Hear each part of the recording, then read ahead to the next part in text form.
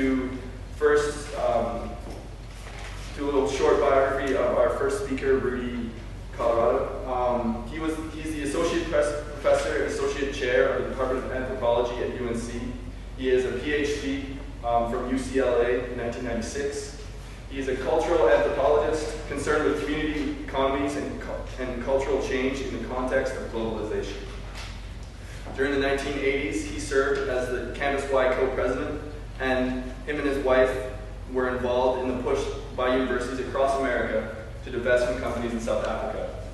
His wife and Rudi, they helped set up the South Africa Fund as well to fund scholarships, and he'll talk more about that. I'd like to introduce Rudi Colleredo. So that all sounded really cool. Now I have to tell you the truth. So that is my background. I was in your position 25 years ago as a student here, and going to events like this. And so I'm going to talk about that. I'm going to talk about what it felt like to be at Carolina in the mid-1980s, about the level of activism where the campaign against South Africa fit into that, and then where divestment fit into that campaign, or that the campaign against apartheid, I should say, and how it was complicated. It was complicated. That's where I have to sort of come,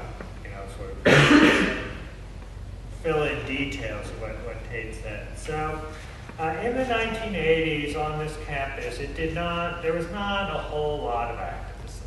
It didn't feel that way when you were a student here. This organization, we didn't sell ourselves as this engine of social justice. We felt to be a service organization, and the big push of most folks was to figure out interesting, creative ways to promote the different committees that were at work in the communities.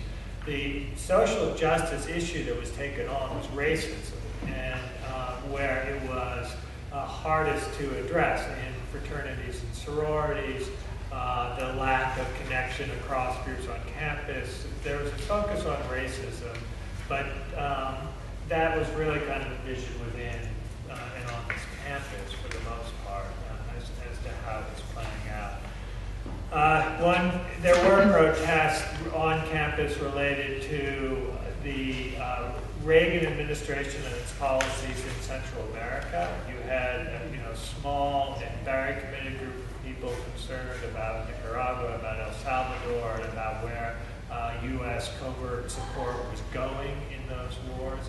So there was a presence in a sense that people on this campus cared about those issues, but there weren't a whole lot of people involved. The South African issues and apartheid was national news, and what turned the corner, making it become campus news, was the divestment campaign. It was a national movement. It was a national campaign.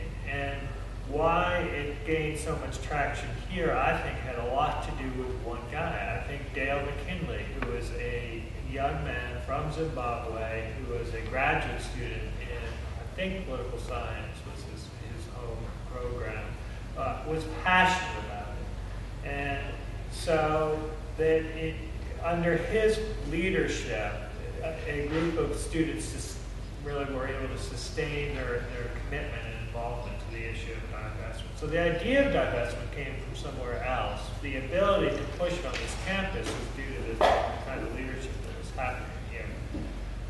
The campaign itself was a mixture of what was confusing and obscure to people, divestment and investment policies and endowment. Students did not think about that. I don't think if you had those words on a flyer, you would get 3 people in a room back then. The fact that you're all here is really impressive to me. So that part was obscure, I think, to the students. One of the places where a lot of attention was achieved by the whole effort was the shanty town. Have you all talked about that? You know about that shanty town? So Dale organized this shanty town, and they set it up out here. And the best thing that happened at shanty town is the college Republicans went after it. They attacked it. Well, this fun, they made a bunch of news. And so you had the students out there, it's being attacked. And it gave a public face to the movement.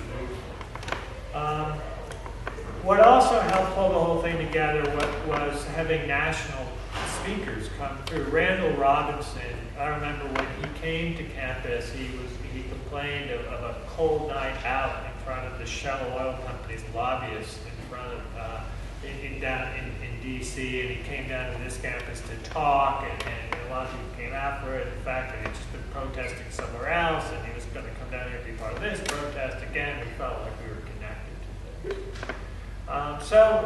There were a variety of things going on. And Dale used to take, people like Richard Boyle and Cheska Barco off to the Internationalist bookstore, which was here at that time, and they would get their anti-apartheid stickers, and so there were things that you kind of connected off the campus as well.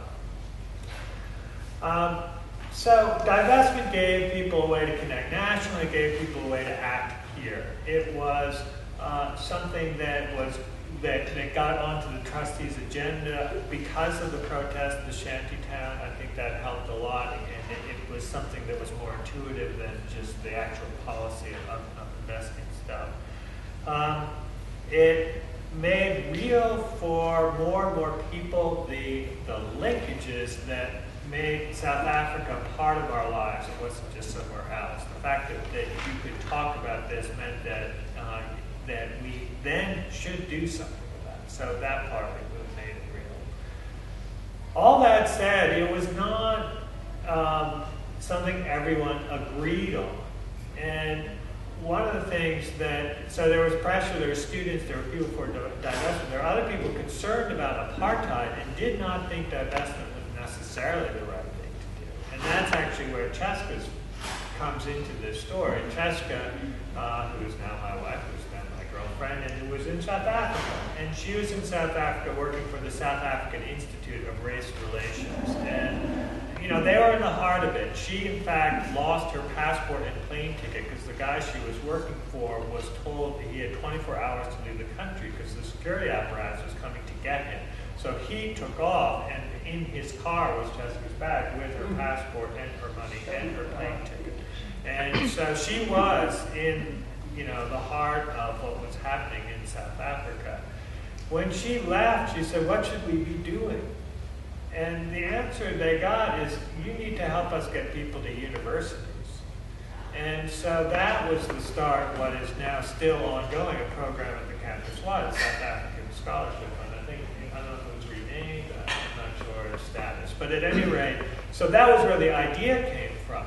Then, and this is really why it's a shame about you guys is here, because he actually knows his history better than I. Again, I'm speaking as a student, as somebody who was here at the Y.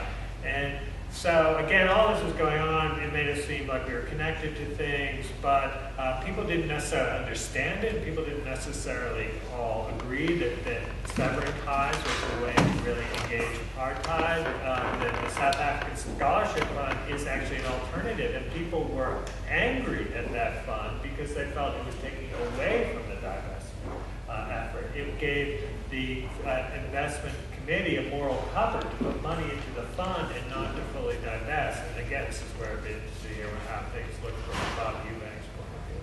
That fund found a home here at the campus Y. I mean, the scholarship effort found a home here at the campus Y. We supported it and gave it an institutional base as a way to become involved in it.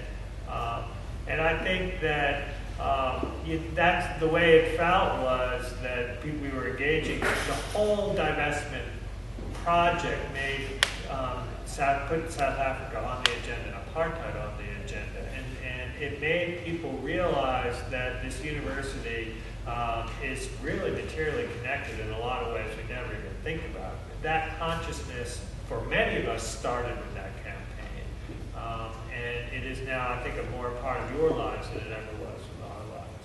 And it was controversial with what we should do. It was not obvious to everyone which way to go, and it was a sort of an ongoing debate. And that it's still, the legacy of that debate still exists here on this